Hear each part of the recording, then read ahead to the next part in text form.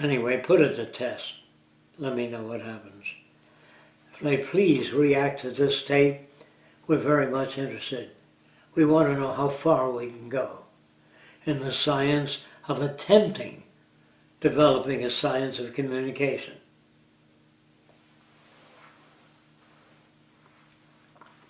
You can call it the limitations of communication, whatever you want to call the tape. Toward a science of communication, an impossible attainment at present.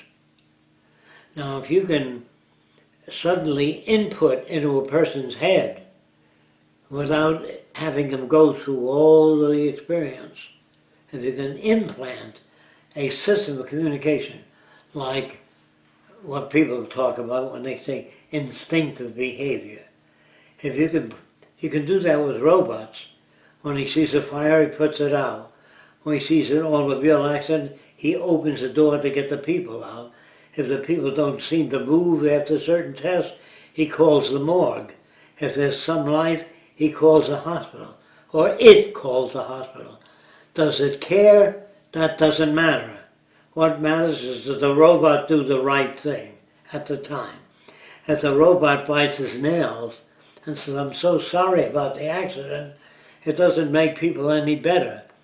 So you don't want a robot that feels sorry for people. You want a robot that calls an ambulance and calls a certain type of physician if the bones are broken. If the robot knows how to do that, you don't give a shit about its philosophy. Do you understand what I'm saying? So how intelligent do you want a robot to be? What kind of service do you want of the robot? That's why if an inventor gives a robot the pleasing smell of a rose and all that, the robot would have behavior superfluous to your needs if he goes around smelling roses all day long. But if he goes around killing insects that spread disease, that would be to your advantage. So you wouldn't want a robot that had any information superfluous to the need for your creation of that robot. All you want of an automobile is transportation. You don't want it to bitch about the weather, because you can't do anything about that. But if you say to the robot, "What kind of weather do you want?"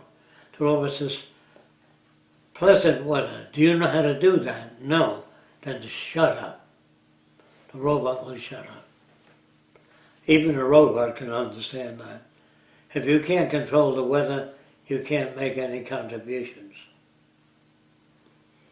If you design a ship that can go under the water when there's a storm, like a submarine, you don't need to be subject to the big waves. So remember, a submarine is designed to support people underwater. It's not designed to support people flying through the air, until one day submarine can come out of the water and fly through the air. Then it would have to be quite different. Do you understand? The same with people. Depends on their range of operation. This is all related. Whether people will see that relationship, that's something else. Depends on their background, not how smart they are. Background meaning having information that can put this together. You can wrap it up.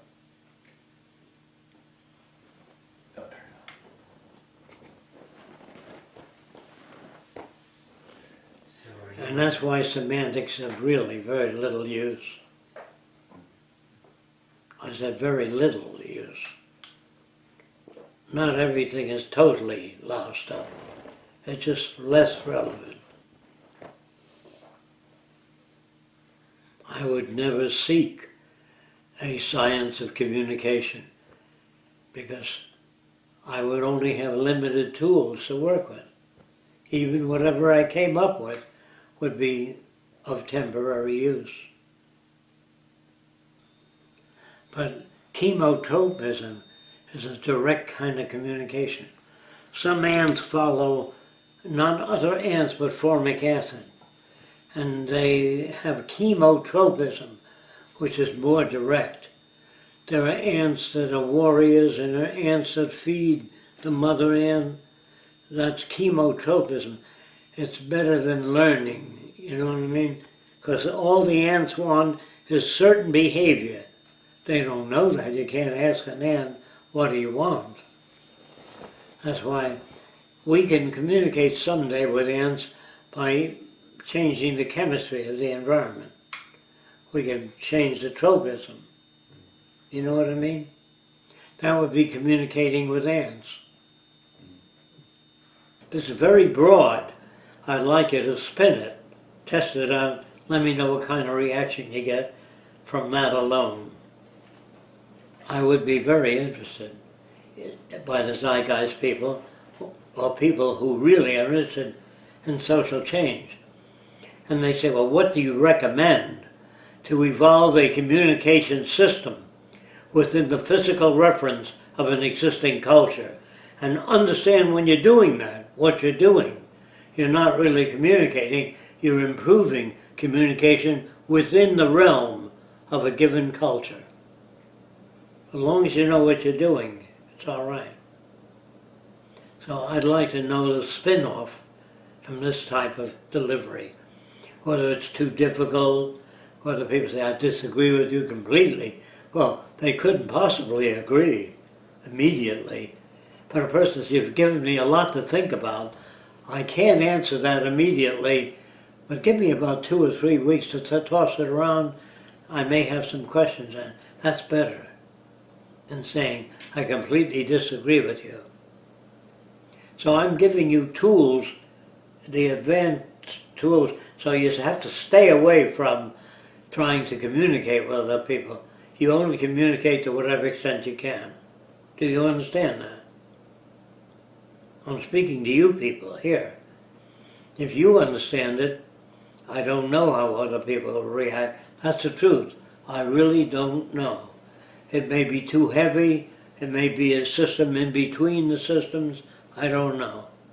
But anyway, put it to test. I'd be very curious to know, particularly people who call themselves open-minded, which I don't believe exists. I don't believe I'm open-minded or anybody else.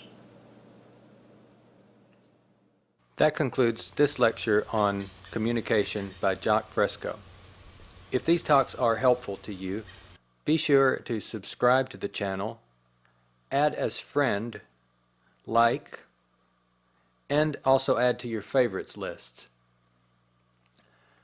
For more information, visit thevenusproject.com, where you'll find free downloads including ebooks, photo galleries of Jacque Fresco's original designs of city systems, cities in the sea, energy, transportation, housing, and much more. Be sure to visit the FAQ section, where you'll find over 100 of the most frequently asked questions. For further information, visit the store, where you'll find books, CDs, DVDs, and more. All sales and donations help support the project. Thanks.